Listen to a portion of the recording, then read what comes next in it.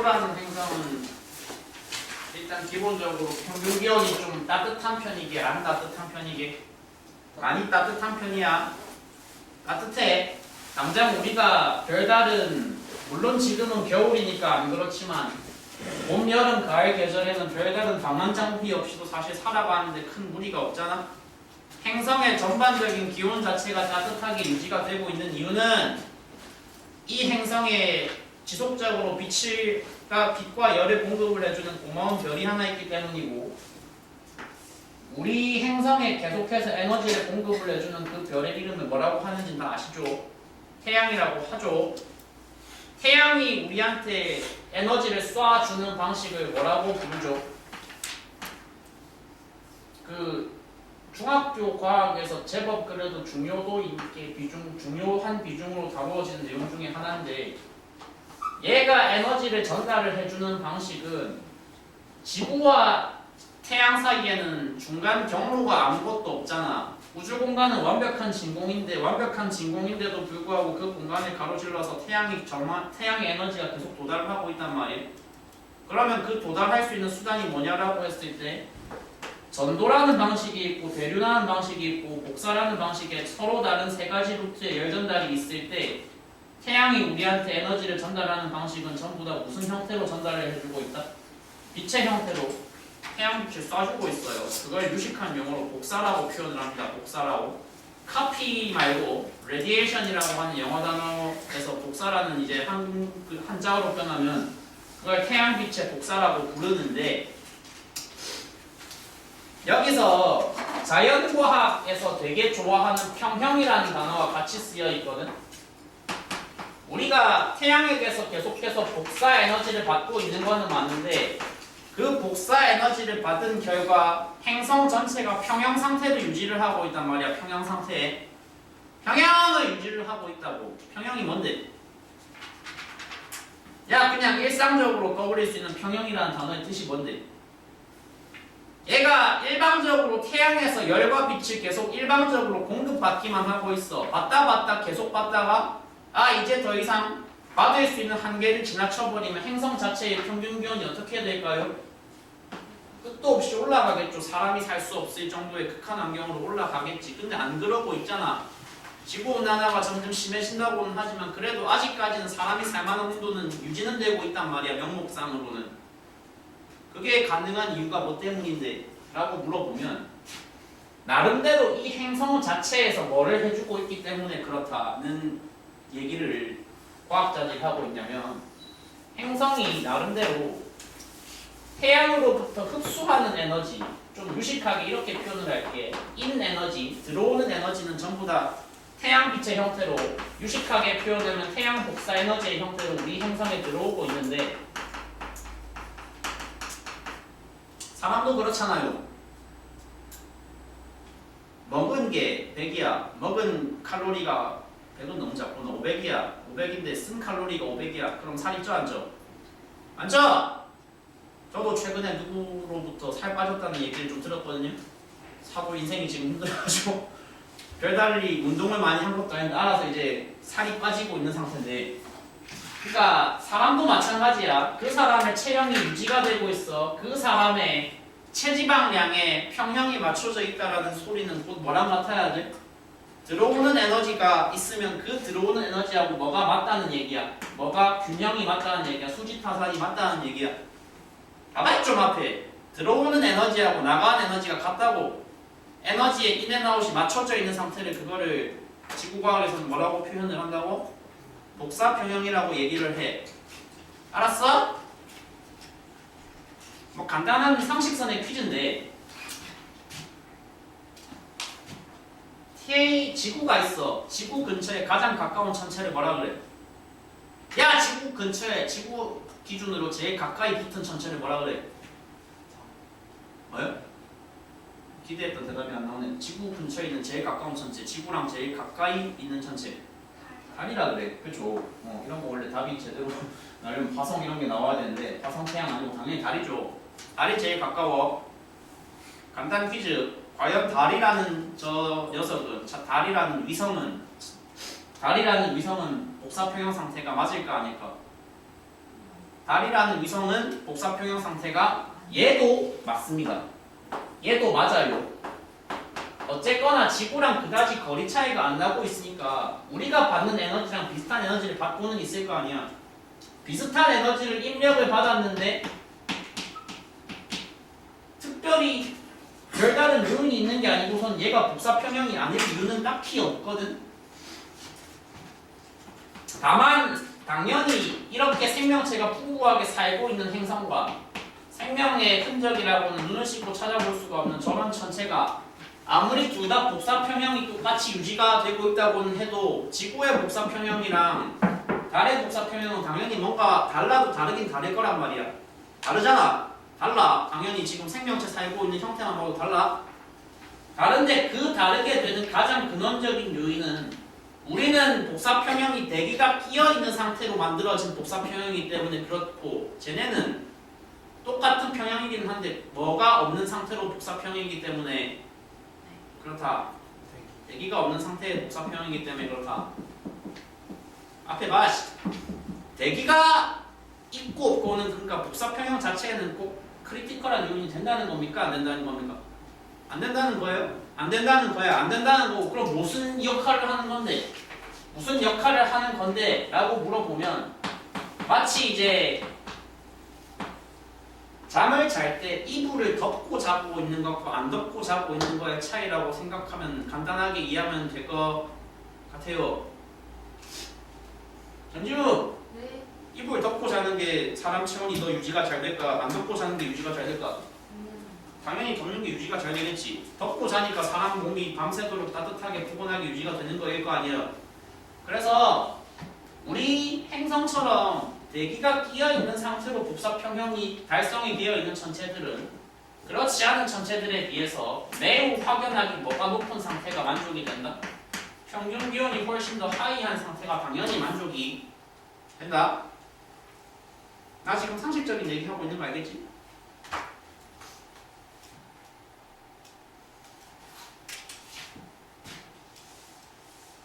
너 지난주까지는 지구과학 되게 쉽지 않았냐? 아 근데 1학기 지구과학 이게 이제 과목 이 단원 분류상으로는 통과 2거든요. 통과 2. 1학기 지구과학은 좀 혐오하는 편이긴 한데 2학기 지구과학은 저 그럭저럭 괜찮다고 생각해요. 나름대로 재밌는 요소들 제법 있어요.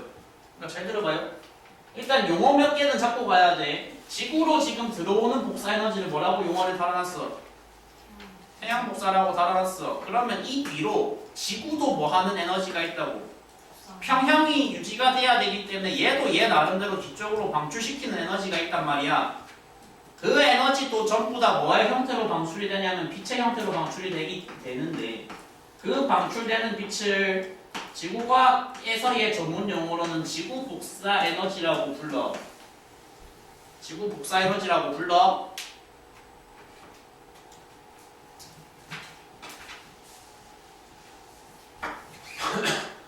그래서 또다시 상식선의 질문 하나 더. 태양빛은 눈에 보여요? 안 보여요? 태양빛은 눈에 보여요? 안 보여요? 안 보인다고 생각한다. 진지하게 손 들어봐. 보인다. 손 안 드는 인간들은 뭐 안 보이지 않냐? 아니 낮에 길거리 걸어 다니는 거 특별히 뭐 가로등이나 형광등에 의존 안 해도 그냥 걸어 다닐 수 있잖아. 화나잖아 낮이. 낮이 화나다는 게 뭔 소린데? 태양 복사 에너지라는 거는 태양빛이라는 건 기본적으로 사람의 눈으로 다 뭐 할 수가 있다는 얘기야. 당연히 다 사람 눈으로 볼 수 있다는 얘기야. 사람 눈으로 볼 수 있는 빛을 뭐라 불러? 전문용어로 가시광선이라 불러. 네 눈가리로 인식을 할 수 있는 네 눈으로 볼 수 있는 빛이라 그래서 가시광선이라 불러. 가시광선이라 불러.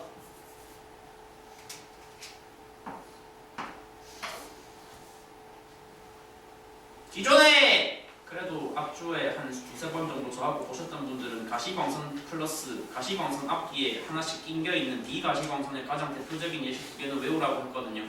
선크림을 바르는 목적은 뭐를 차단하기 위해서? 자외선을 차단하기 위해서. 자외선 말고 자외선과 반대 방향에 배치가 되어 있는 훨씬 덜 무서운 빛을 뭐라 그런다? 적외선이라 그런다. 태양 복사 에너지는 기본적으로 저 세 개가 여러 방면으로 골고루 섞여서 들어오는 빛이라고 생각하면 돼. 물론 대부분은 가시광선이야. 아? 그럼 질문의 대상을 이제 거꾸로 옮겨보아야 되겠지. 니네 살면서 지구 복사 에너지라는 거 쉽게 말하면 땅바닥이 방출하는 빛이라는 얘기거든. 땅바닥이 빛을 방출한다고. 땅바닥이 방출하는 빛 살면서 눈으로 보신 적 있어요? 없죠? 그 정교적인 체험이잖아요.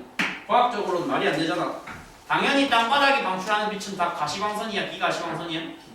비가시광선이어야 되는데 그럼 땅바닥이 방출하는 거는 적외선을 방출할 거야, 자외선을 방출할 거야? 땅에서 만약에 자외선이 방출된다고 하면 그거 사실 좀 큰일이야. 자외선 차단제를 백날 발라봐야 의미가 없다는 거거든. 밤에도 낮에도 항상 자외선에 노출이 된다는 얘기니까 요거는 기억해라. 지구 복사 에너지는 죄다 뭐로 이루어져 있다? 죄다 뭐로 이루어져 있다? 적으라고.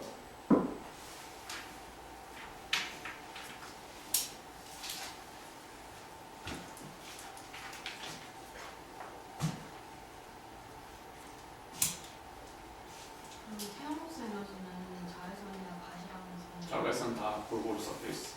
복사 에너지는 자외선. 네 개는 적외선. 지울게요.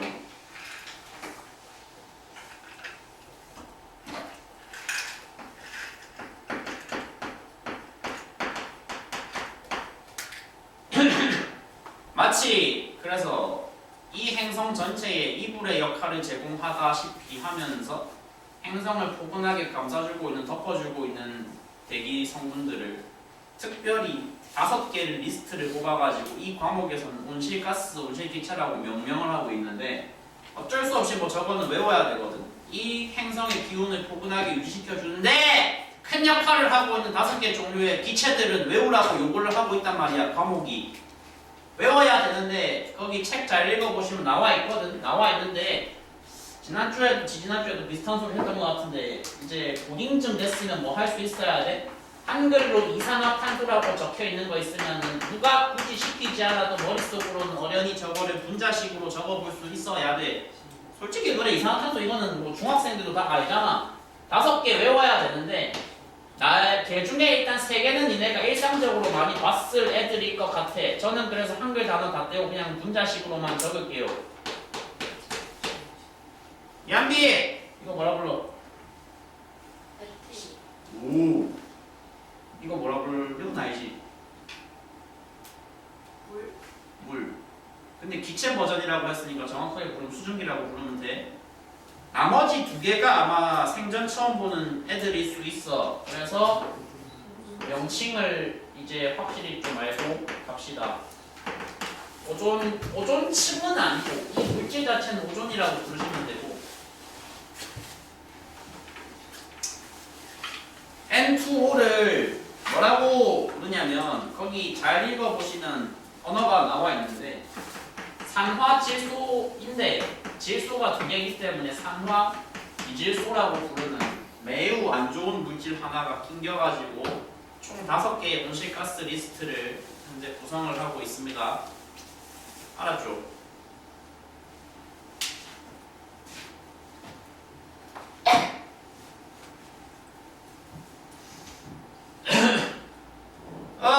개인적으로 평가하기에 니네가 치르게 될 이제 통합과학 과목은 당장 눈앞에는 내신 과목으로서 의미를 가지겠지만 몇 년 뒤에는 이제 수능 과목으로서 본인들 인생에 매우 큰 이제 도전 과제가 될 거 아니야?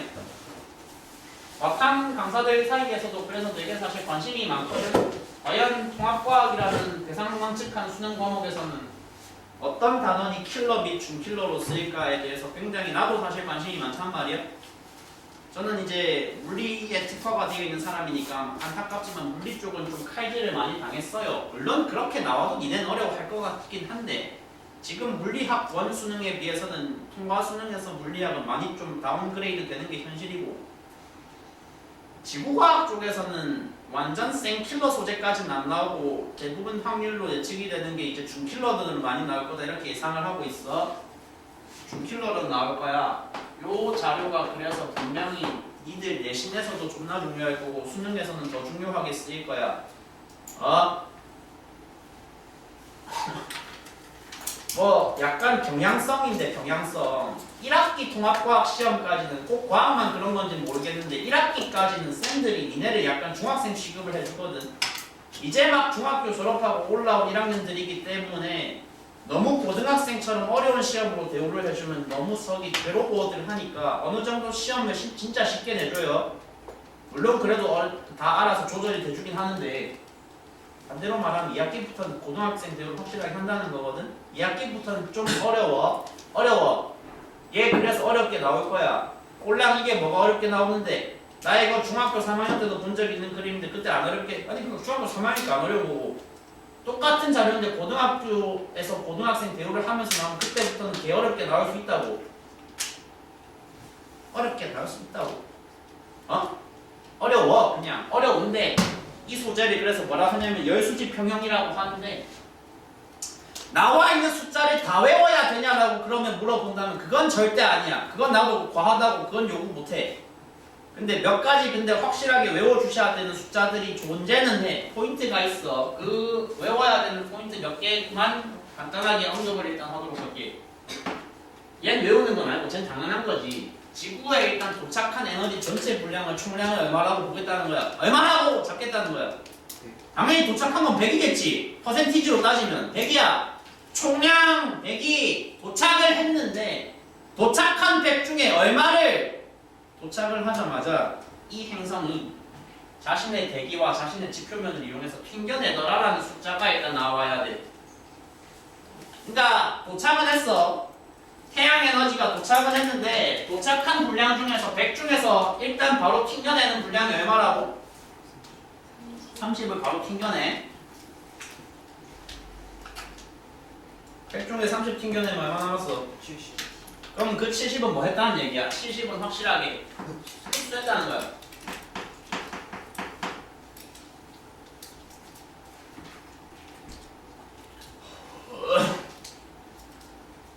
근데 70 흡수한 건 좋다. 근데 이 행성은 무슨 상태를 만족을 하고 있다? 복사 평형 상태를 만족하고 있다. 70을 먹었다. 70이 들어왔다. 70이 이미 됐다. 그러면은 뭐가 있어야 된다? 아웃되는 70이 반드시 설명이 돼야 돼. 물론 시차는 존재하겠지만 시간차는 존재하겠지만 반드시 그림에서 봐야 되는 다른 숫자가 하나가 뭐가 있다고? 나중에 지구 복사 에너지 형태로 방출시키는 70의 분량이 꼭 나와야 된단 말이야. 저기 방출되는 70은 그럼 전부 다 무슨 선의 형태로 나가겠어? 적외선, 가시광선, 자외선 중에 적외선. 전부 100% 적외선으로만 나가겠지. 지구 복사 에너지는 아까 전부 뭐라고 했으니까 적외선이라 했으니까.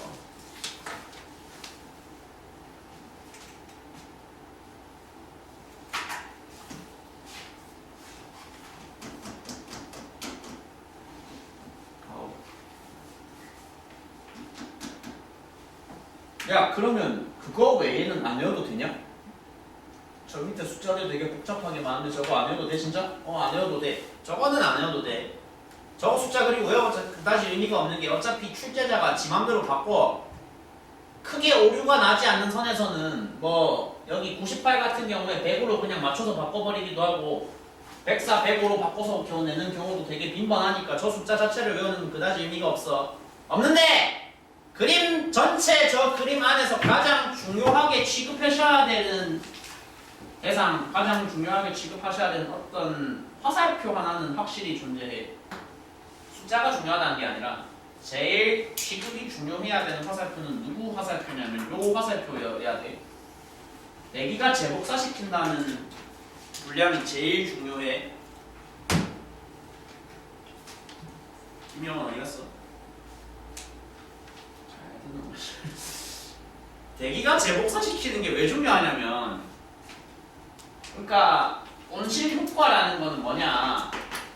온실 효과라는 건 우리 대기가 뭐를 가지고 있기 때문에 우리 대기에 온실기체가 온실가스가 많이 다량 들어있기 때문에 그 온실가스에 의해서 우리같이 인간들같이 지표면에서 살고 있는 생명체들이 전반적인 기온이 포근하다고 느낄 수 있는 이들이 경험하는 평균 기온을 올려주는 작업이 상승시켜주는 작업이 지표면의 기온 전체를 포근하게 유지시켜주는 작업을 우리가 뭐라고 부른다고? 그걸 온실효과라고 부르던데 저 어리찌럽게 얽혀있는 여러가지 화살표 안에서 온실효과에 직접적으로 관련되는 화살표가 누구냐 라고 했을 때 그게 바로 재복사 에너지이기 때문에 온실효과의 주체가 된 에너지이기 때문에 안에 있는 화살표 중에서 가장 1티어로 중요하다고 취급을 할 수 있는 게 쟤다. 앞으로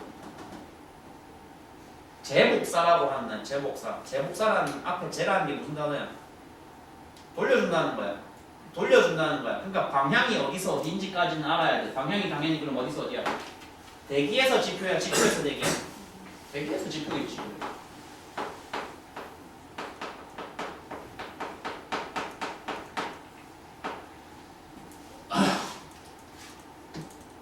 힘들다.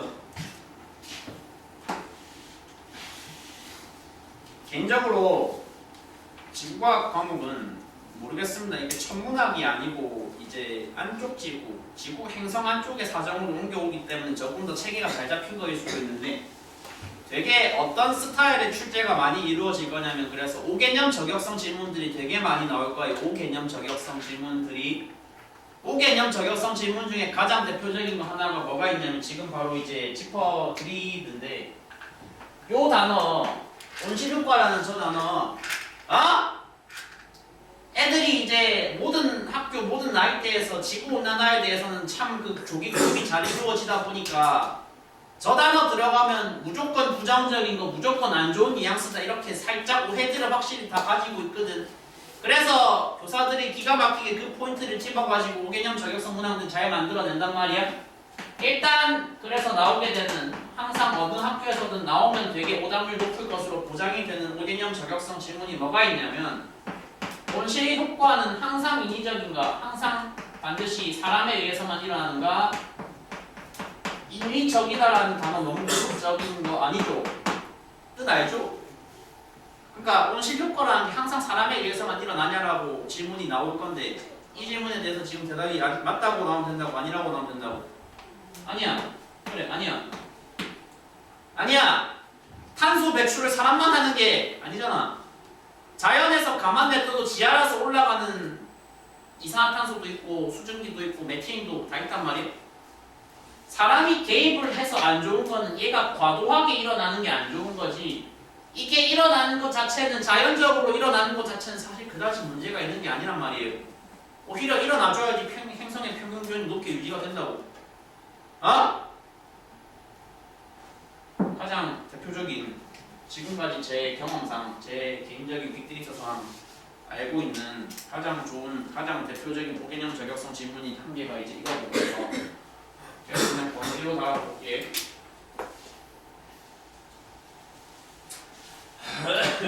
5개념 저격성 질문이 Q1으로 지금 번호를 붙일 수 있다는 것은 무슨 소리일까요? 최소한 하나는 더 있다는 얘기겠죠. 이 페이지에서 당장 한 개가 더 있을 겁니다.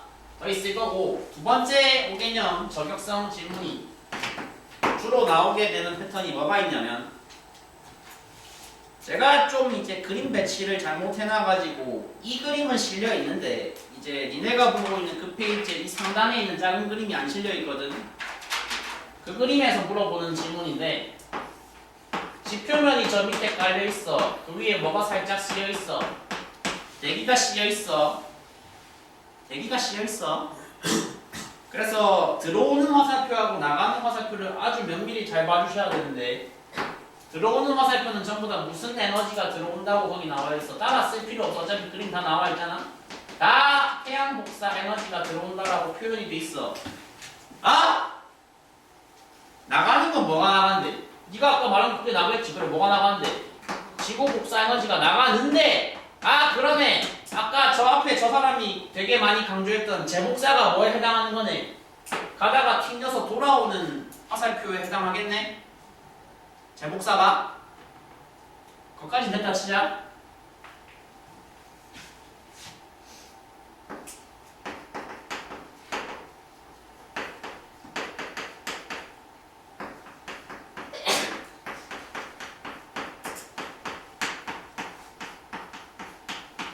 제일 빈번하게 나오고 제일 나오는 값 높은 질문이 두 번째가 뭐가 있냐면 온실 효과가 일어나서 평균기온 높은 건 알겠는데 그 온실 효과가 그럼 잡아주는 구체적인 타겟이 누구냐?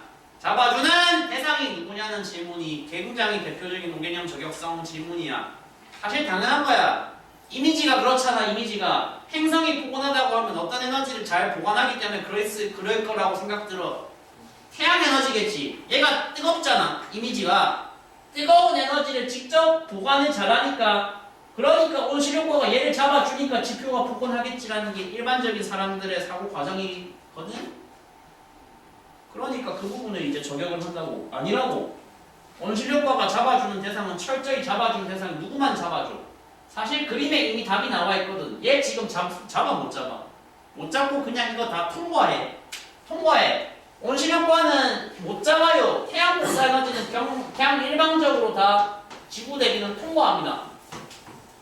완전히 100% 통과하냐고 한다면 그건 아니긴 한데 거의 대부분 통과해주고 대기를 통과한다는 건 대기가 이쪽 에너지는 흡수를 하나도 못한다는 거거든. 그러니까 지가 흡수하는 지가 잡아주는 대상은 철저히 어느 쪽에 맞춰져 있다고? 지구 복사 에너지에 맞춰져 있다고.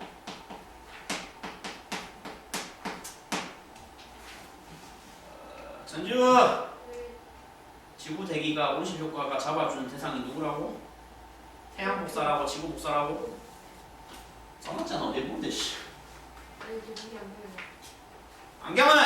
그치. 아니 안경으로 그 도수가 안 나요. 앞에 앉자 그럼. 아니 지금 그거는 안 보여요. 그럼 뭐 지금 아니다. 그럼 라디오 듣고 있어 지금? 그러니까 잡아주는 대상이 누구라고? 지구 복사 에너지라고. 지구 복사 에너지. 기억해라.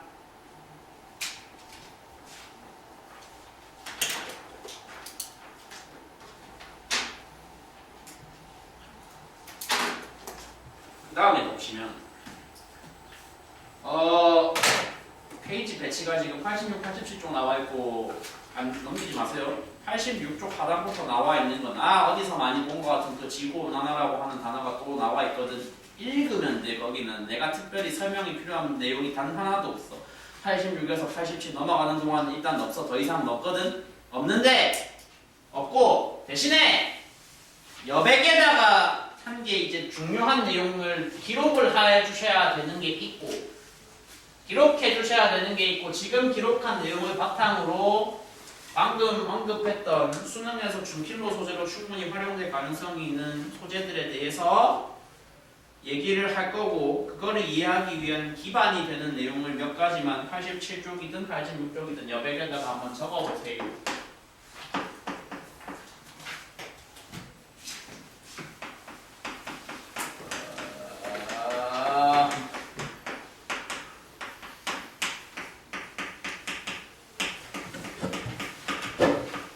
제 개인적으로 작년에 제일 잘한 일의 리스트 몇 개만 꼽아보라고 하면은 그 중에 항상 상위권에 이름을 올리는 게 있는데 이 단원 시험 대비할 때 굳이 학생들한테 내용을 싹 다 이해시키려고 하는 걸 진작에 포기를 했어. 포기한 게 너무 잘한 일이었어. 그리고 설명한다는 새끼가 그래도 그냥 아니 근데 그래도 돼. 듣는 사람들이 그걸 더 좋아해. 그러니까 지구과학은 과목 특성상 어느 정도 수용할 건 수용하고 가야 돼. 우리가 지금 학문으로서의 지구과학을 하는 게 아니기 때문에 어느 정도는 그냥 규칙 기반으로 객관식 시험 문제를 맞추기 위해서 딱 필요한 정도의 지식만 피상적으로 가져가면 된단 말이야. 뭐 이 과목만 팔 거 아니잖아. 수학 국어에 시간 투자 많이 해야 되잖아. 그런 부차적인 여러 이유들을 다 떠나서라도 일단 그냥 가볍게 객관식 문제 맞출 정도로만 딱 듣고 지식을 접수하고 넘어가면 된다고. 너무 그렇게 과학적으로 딥하게 들어갈 필요가 없다고. 그래서 딱 그 비상적으로 문제를 맞추기 위한 정도의 지식만을 쌓기 위해서 나름대로 만들어 놓은 기본 규칙이라는 게 존재하는데 4개가 지금 존재하고 그 4개를 지금 써드릴 건데 간단합니다. 이제 중3까지 누적된 지식에 대입해서 생각해보면 사실 일부 내용은 어찌 보면 당연할 수도 있어요. 이것들을 확실히 좀 숙지를 하고서 그 다음 페이지에 다소 부담스러운 내용으로 넘어가면 확실히 내 경험상 그 부담이 좀 덜 하더라라는 경험이 쌓여있기 때문에 전달을 이제 해보도록 할 건데, 제일 처음에 이제 시작을 하는 건 지표면이 가열된다, 가열됐었어 라는 데서 한번 시작을 할 거야. 야, 지표가 가열되면 그 위에 있는 공기는 영향을 받을까 안 받을까? 받겠지. 당연히 받겠지. 받을 건데 어떻게 받을까?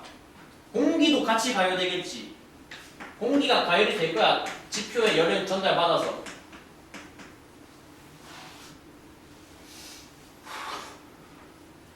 가열된 공기는 상승해 하강해 중3까지의 지식에 비춰서 대답해 보시면 가열된 공기는 올라가야 돼, 내려가야 돼? 방금 톡소리가 나타났어. 올라가야 돼.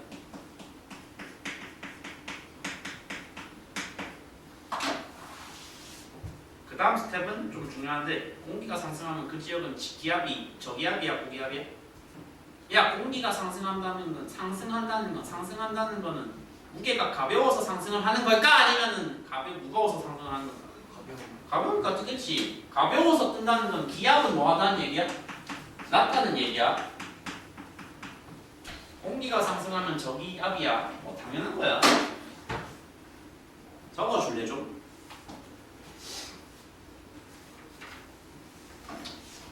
일반적으로 사람의 기분을 묘사하는 여러 가지 관용적인 표현 중에 제 오늘 기분 안 좋아 보인다, 예민해 보인다라고 할 때 제 고기압이라고 표현해요, 저기압이라고 표현해요?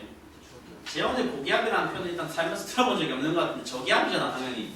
저기압은 기본적으로 날씨 안 좋은 걸 표현하는 단어야. 날씨가 안 좋다는 건 공기가 상승하면 기본적으로 뭐가 생성이 된다는 얘기야. 구름이 생성이 된다는 얘기야.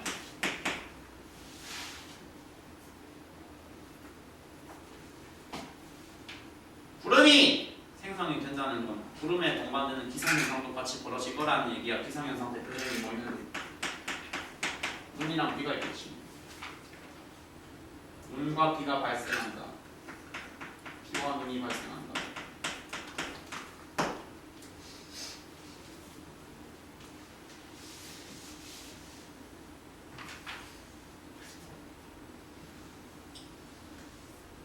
지구과학은 나름대로 좋은 부분이 근데 이제 뭐냐면 규칙이 좀 나름대로 잘 지켜져요.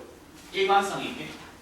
첫 번째 라인 규칙의 첫 번째 줄이 다 스타트를 지표면 가열로 끊었는데, 두 번째 규칙은 그럼 뭐냐면 그 1번 규칙에 그냥 상반되는 식으로 스타트를 잡아주면 되거든. 야, 가열이 됐기 때문에 상승했고 저기압이고 구름과 비가 만들어졌으면 그게 첫 번째 시퀀스였으면 두 번째 스타트가 그냥 냉각으로 바뀌면 전부 다 어떻게 되겠어? 전부 반대가 되겠지. 냉각이 됐으니까 공기가 하강을 할 거고, 하강한 공기가 있으면 기압이 어떻게 될 거고 높아질 거고, 저기압일 때 구름과 비와 눈이 만들어진다고 했으니까 고기압이 만들어진 지역에서는 구름도 없을 것이며 따라서 뭐도 없을 것이고 기상현상도 없을 거 같아요, 그죠?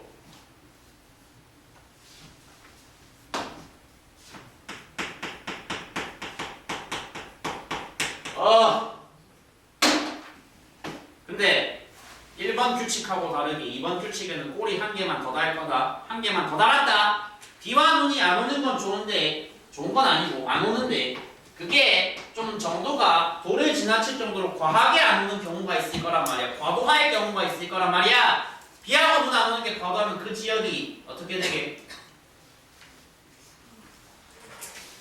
단어가 그걸로 바로 가시는 건 좀 당황스럽긴 한데 맞긴 맞아요. 그쵸? 과도하면 사막이 되겠죠. 사막화가 일어납니다.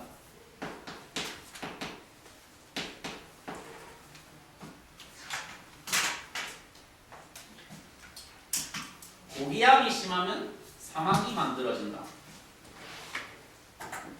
오케이?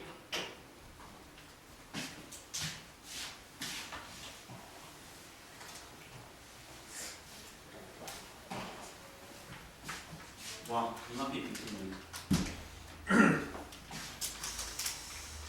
세 번째 규칙.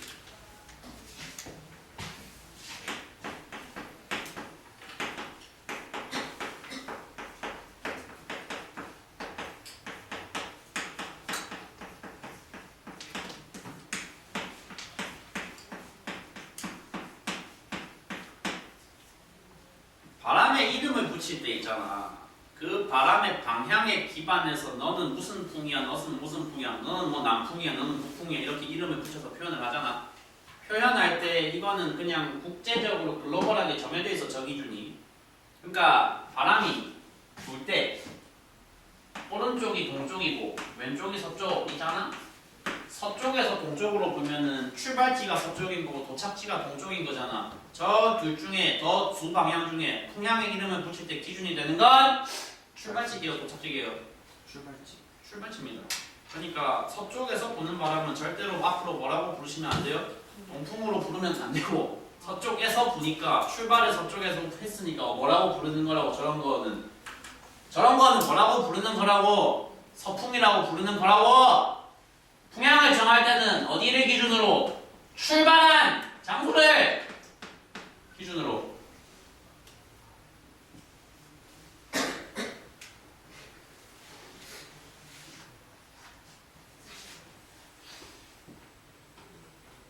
한국은 북반구야, 남반구야?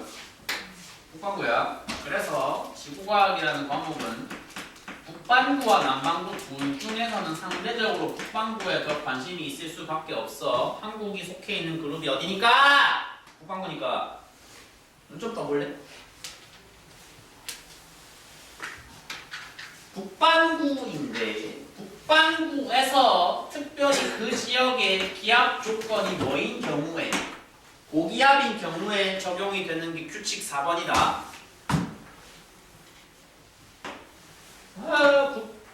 북반구 고기압인 경우에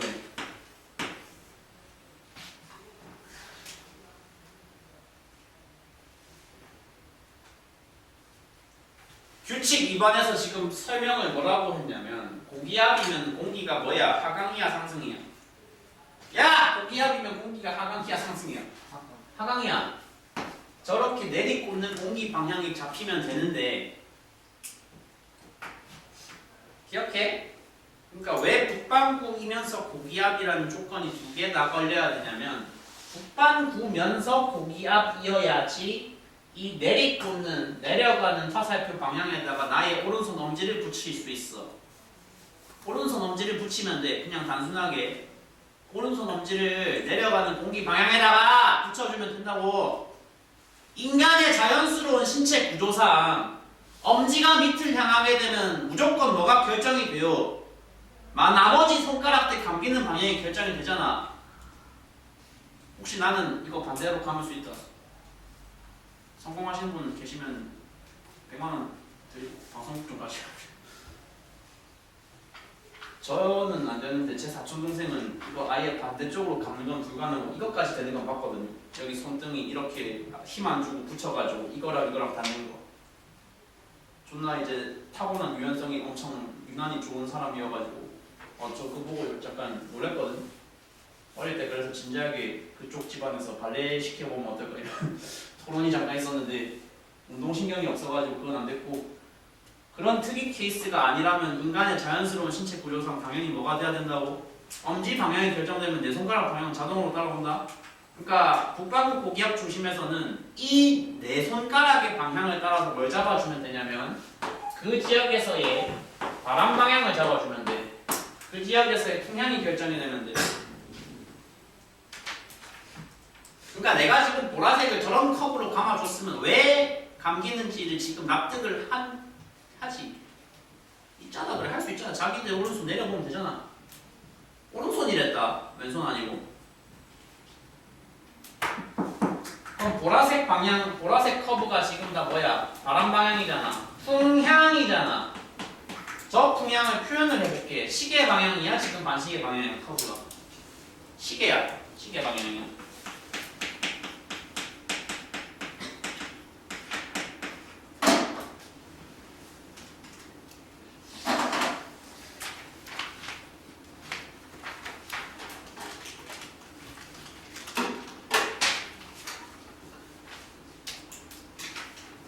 제가 그래서 2025년에 가장 잘한 일 몇 가지 중에 한 개. 일단 이상학 기본 규칙이라는 거를 제시해서 시험 대비를 잘 넘긴 거. 시험 대비를 잘 넘긴 거. 근데 2025년에 잘하는 일이 한 개가 더 나올 거고 다른 하나도 나올 거야. 이 지구과학 과목에서 나올 거야. 나올 거야. 그거에 대해서 언급을 한번 뒤로 가서 해볼게. 할 거야. 할 건데. 그러면 이제 이게 이제 참고서 일부를 발췌한 거다 보니까 페이지가 막 끼잖아요. 87쪽 다음에 88쪽이 있는 게 아니라 바로 어디로 끼고 있냐면 94쪽으로 끼고 있거든. 94쪽에 위쪽에 있는 내용 잠깐만 설명 먼저 해보고 잠깐 짧게 한 번만 쉬겠습니다. 오늘은 그냥 쉬는 시간 오늘 가져갈게요.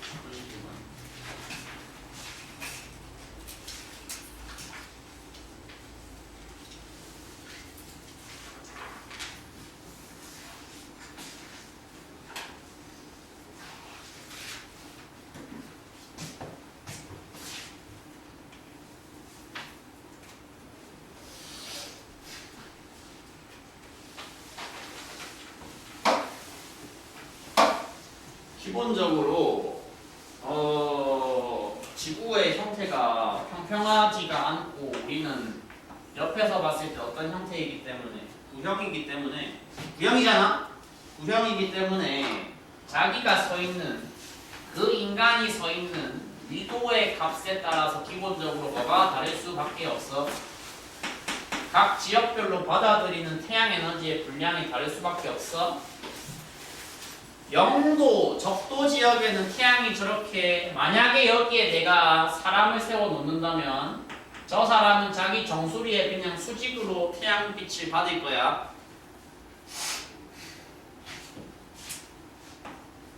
극지방에 세워놓은 사람은 같은 형식으로 태양빛이 들어오더라도 머리를 스치기는커녕 다리만 적당히 터치하고 지나가는 매우 미약한 태양빛을 받을 거야.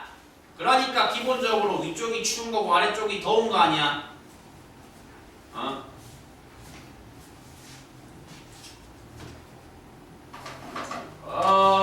아까 앞에서 그 열수지 평형 자료에 별 3개 정도 달아줬잖아. 내신에서도 중요할 거고 수능에서 더 중요할 거고 얘도 한 2개 정도는 달아놔라. 이양비? 별 2개 달아놓으라고 저들이네.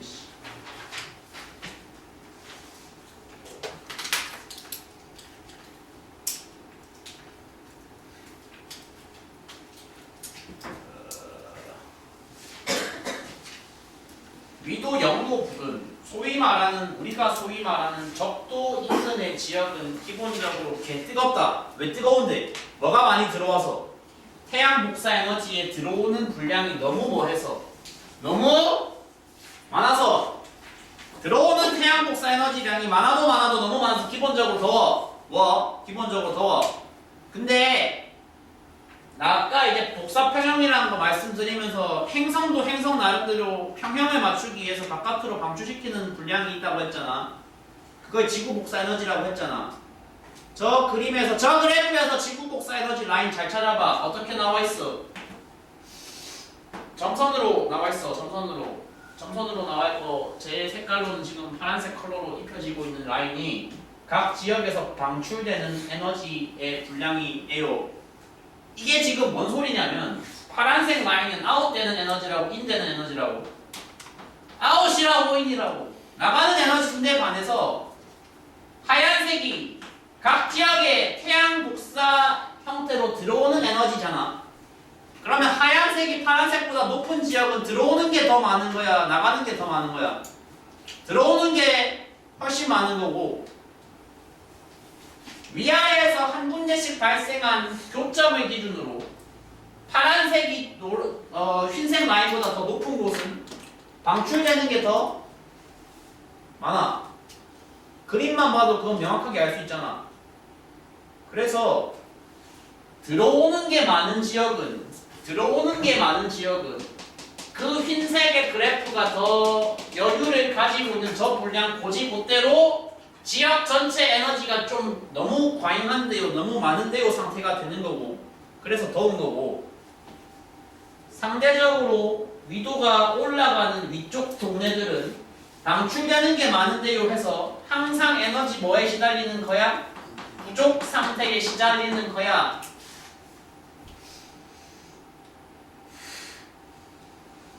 근데 그거야 뭐 당연한 거지. 그래 적도가 덥고 극지방이 추운 건 당연한 건데 당연하다고 해도 그거 저 정도로 불균형이 심한 걸 가만 놔두면 좋을까 안 좋을까? 안 좋아요.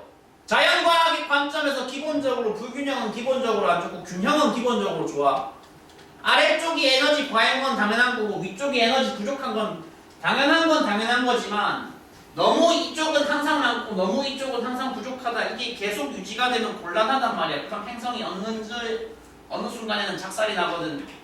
그런 사태를 방지하기 위해서 행성은 내부적으로는 나름대로 어떤 슬기로운 대응책을 지금 내놓은 상태냐? 낮은 위도의 적도 지역에 남아도는 에너지를 어떻게든 온몸 비틀기를 해서 부족한 지역으로 막 나눠주려고 하는 저런 노력들을 하고 있다. 이재용 씨랑 나랑 같이 있으면 누가 누구한테 돈을 줘야 돼. 그러니까 불균형이 해소가 되려면 그분이 나한테 돈을 줘야 돼. 원래는이 아니고. 근데 현실은 이제 다르죠. 제가 삼성 핸드폰을 쓰니까 요금제를 그분한테 납부를 할 건데 이제 인위적으로는 그렇고 나쁘고 지구적으로는 그냥 자연적으로 봤을 때는 뭐다? 자연적으로 봤을 때는 저위도의 에너지를 부족한 대로 나눠줘야 됩니다. 나눠줘야 돼요. 나눠줘야 되는데 여기까지만 하고 잠깐 쉴게. 나눠주는 건 좋은데 지구가 이 행성이 그 나눠주는 수단을 뭐를 쓸 수 있을까? 네? 아니 난 발음을 못 들어가지고. 대기하고 바다. 근데 왜 대기랑 바다라고 생각을 하세요? 원래 알고 있었어요? 제일 많아서. 근데 뭐 그렇죠. 에너지를 나눠줄 수 있는 수단은 뭐란 거다? 공기 아니면은 물이다. 공기 아니면 물이다. 뭐는 아니라는 거야. 땅바닥은 못 한다는 거야. 땅바닥은 왜 못 하는데? 당연한 거 아니야. 근데 땅바닥은 그 자리에 그대로 있습니까? 상대적으로 누구는 이동이 자유로우니까 바다랑 물은 공기랑 물은 이동이 자유로우니까 저런 에너지 이동의 수단으로 대기와 바다가 당연히 쓰이게 되고 그래서 나름대로 이 과목에서 좀 격식 있게 표현하기로는 그렇게 공기를 통해서 지구가 자기 에너지를 분산시키는 방법을 굉장히 격식 있게 뭐라고 표현을 하고 있냐? 대기 대순환이라고 표현을 하고 있고 바다를 통해서 일어나는 열에너지의 분산 작업을 뭐라고 표현을 하고 있냐? 해양 대순환 혹은 뭐 해수 대순환 이렇게 표현을 하고 있어요. 해수 대순환이라고 표현을 하고 있어요. 천문학에 비해서 훨씬 더 인과관계가 내가 봤을 땐 잘 맞아요. 그래서 잘 맞아요. 되게 잘 맞는 것 같아요. 앞에 비해서는. 그래서 개인적으로 지구과학임에도 불구하고 개인적으로는 괜찮다고 생각해요. 그래서 잠깐 쉬었다가 뒤에 내용은 어차피 그럼 어디에서 스타트를 끊겠어. 당연히 이게 뭔데로 스타트를 끊겠지. 한 10분 정도 짧게 쉬었다가 어제 얘기 그냥